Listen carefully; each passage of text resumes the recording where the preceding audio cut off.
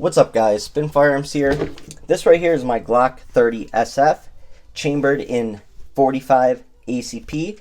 Normally comes with a flush 9-round mag, but in this setup it is 12+1 using the SLR Rifleworks +3 base plate. Gives you a full grip, about the size of a Glock 19, just a bit thicker.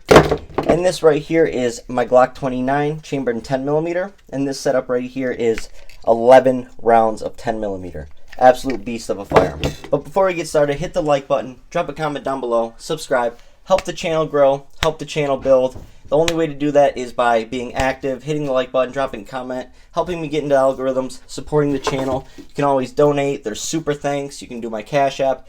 It'll all be put back into the channel, I promise, to bring you better and better content. Anyways, let's keep going. Glock 30.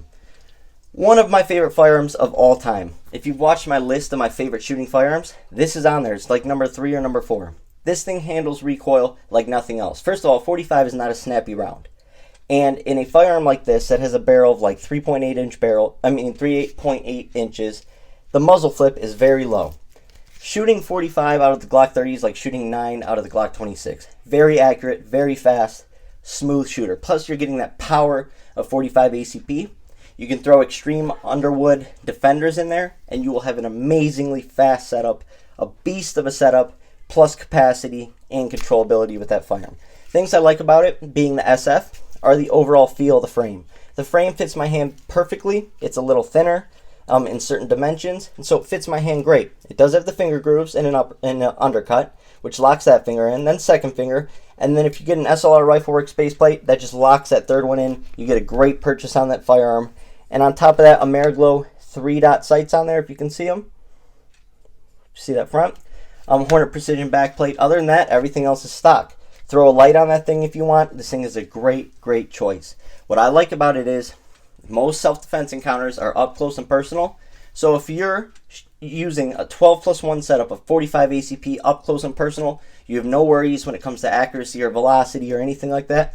But you get all the power of that 45 and all the power of those specialty rounds that you're carrying with. So I absolutely love this thing. I also know many people that carry this as their everyday carry, and they don't even look at the X macro. They don't look at any of these micro 9s. They don't look at any of these new things that come out. They say, you know what? The Glock 30 is the perfect handgun for me. It's very versatile. I can use it in almost any situation, and I just love shooting it because it is so accurate. It is so smooth. So I have nothing but respect for the Glock 30. That's why it's in the collection. That's why it's one of the firearms I take to the range every time I bring someone. So whenever I have a new shooter with me or something like that, I actually start them on the 45. That way they can feel a little bit of recoil, but also get some confidence saying, hey, I shot that big bullet. Now when I move down to 9mm, I know I can shoot that probably a little better. And everyone ends up loving the 45 when they shoot at the range. When I say, did you like the 9 better, the Micro 9, the Hellcat Pro, the Glock 30, the Glock 29, they always say the Glock 30, or in most cases. I shouldn't say all cases, but most cases they love the smoothness of the Glock 30. Then right here is the Glock 29. This is also a this is also a SF, right? So a thinner grip, smaller in dimension. Like I said, added the base plate on it. Awesome setup. So 11 rounds of 10mm is just fine for any situation. I just don't prefer carrying 10mm for self-defense. I understand one shot should be enough in self-defense with 10mm, but I also don't trust over penetration with 10mm. That's my only thing. Ghost ring night sights I don't carry with this, but I do shoot with this a lot, and they're just like lining up regular 3-dot sights, and it does give you a little bit of a reference. You see that hole? It does give you a little bit of a reference where that center is from having a perfect circle. So I actually absolutely like them. Just threw on a 10mm Bastion base plate. Love Bastion. They make some awesome base plates. So when everything's lined up in the safe like this, you can see what you want to grab. Really helpful. Decent texturing on both firearms. Also has the rail. They also make an SLR Rifleworks base plate for the 10mm. So if you want some more capacity in a very light, durable, well-made base plate, get it. I have like 6 of these for my Glock 26s and my Glock 26s. Never a single issue. So I've had no issues out of the 30 as well. But the power of the 10mm is something else. This is one of those firearms that you could literally carry, take with you anywhere in America with your backpack, and you'd be able to defend against anything, no problem. It's just a great striker-fired option for woods defense. Also, like I said, if you want everyday carry, that's your option, but it is a good self-defense option, especially home defense. If you want to use this as home defense, that is a great option because you know there's going to be no casualties of bystanders behind if there is over penetration.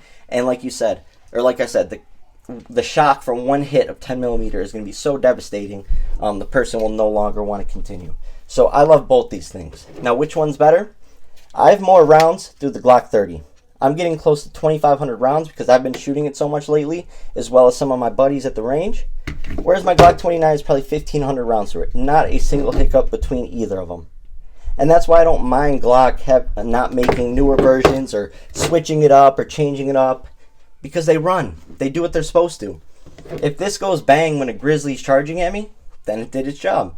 If I can shoot it well, then it did its job. But I will tell you the recoil difference between the two is massive. As you can see, they're both thick boys. They're both fat. They're both heavy. For polymer striker-fired firearms, that is. They're both heavy, but they're both reliable. And that heaviness really contributes to the recoil control on these firearms. But the 29 becomes very shootable once you learn it. You feel that first shot of power, you're like, oh my goodness. But then you realize you just get in the rhythm of lining back up on target, and this thing can be fast if needed. Now, there is no way I could shoot my 10 millimeter faster than my 9 millimeter or my 45 ACP or my 40s for that matter. There's zero chance, but I can get close to it. And so, in a way, when you think about it, you're not shooting as fast, but you're still shooting fast, but it's with 10 millimeters. So if you're landing shots, it is going to be absolutely devastating. Both great firearms, but for everyday carry, I'm going Glock 30. And for woods defense, like I always do, I'm going my Glock 29. I think everyone needs a 10 millimeter in their arsenal. And I also think everyone should have a 10 millimeter for when crap hits the fan. You need this to defend yourself and your family, especially against wildlife. Anyways, guys, I hope you enjoyed the video. Leave a comment down below. Thanks.